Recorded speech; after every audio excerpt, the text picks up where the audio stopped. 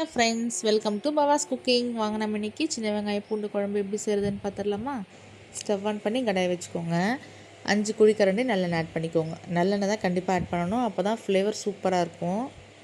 எண்ணெய் நல்லா சூடானதுக்கப்புறமா 1 ஸ்பூன் கடுகு, அரை ஸ்பூன் சீரகம், 1/4 ஸ்பூன் வெந்தயம், 1/4 ஸ்பூன் மிளகு எல்லாம் பொரிஞ்சதுக்கப்புறமா தோல் உரித்து வாஷ் பண்ணி எடுத்து வச்சுருக்க 1/4 கிலோ சின்ன வெங்காயம் ஆட் பண்ணிக்கோங்க. அது கூடவே 20 பல் பூண்டு எல்லாத்தையுமே முழுசாகவே ஆட் பண்ணிக்கோங்க. வெங்காயத்தை கட் பண்ணாதீங்க, இல்லைன்னா கரைஞ்சி போயிடும் வதக்கும் போதே. முழுசாக ஆட் பண்ணும்போது சாப்பிடும்போது ஃப்ளேவர் சூப்பராக இருக்கும். நல்லா எண்ணெயிலே வதக்கி விட்டுக்கோங்க, நல்லா கண்ணாடி பதம் வர அளவுக்கு. இப்போ ஒரு பழுத்த தக்காளி நீளவாக்கில் நறுக்கி ஆட் பண்ணிக்கோங்க. கொஞ்சமாக கல் உப்பு ஆட் பண்ணி நல்லா தக்காளியை மசிய வதக்கிக்கோங்க.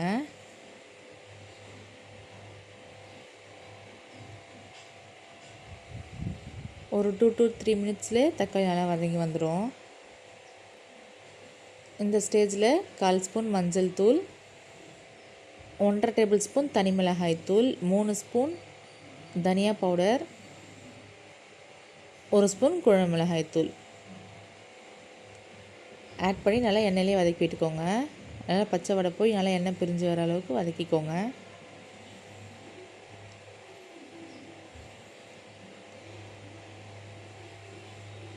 நல்லா இந்த அளவுக்கு வதங்கி வந்ததுக்கப்புறமா ஒரு பெரிய எலுமிச்சம்பழம் சைஸ் அளவு புளி எடுத்து ஊற வச்சு கரைச்சி எடுத்து வச்சுருக்கேன், அதை இப்போ ஆட் பண்ணிக்கலாம்.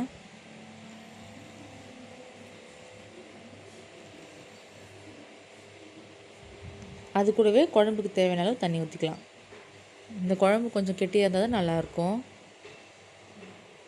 மேலே கருவேப்பிலையில் தூவி ஒரு 5 to 7 மினிட்ஸ் நல்லா கொதிக்க விடலாம். நல்லா எண்ணெய் பிரிஞ்சு வர அளவுக்கு நல்லா கொதிஞ்சு வரட்டும்.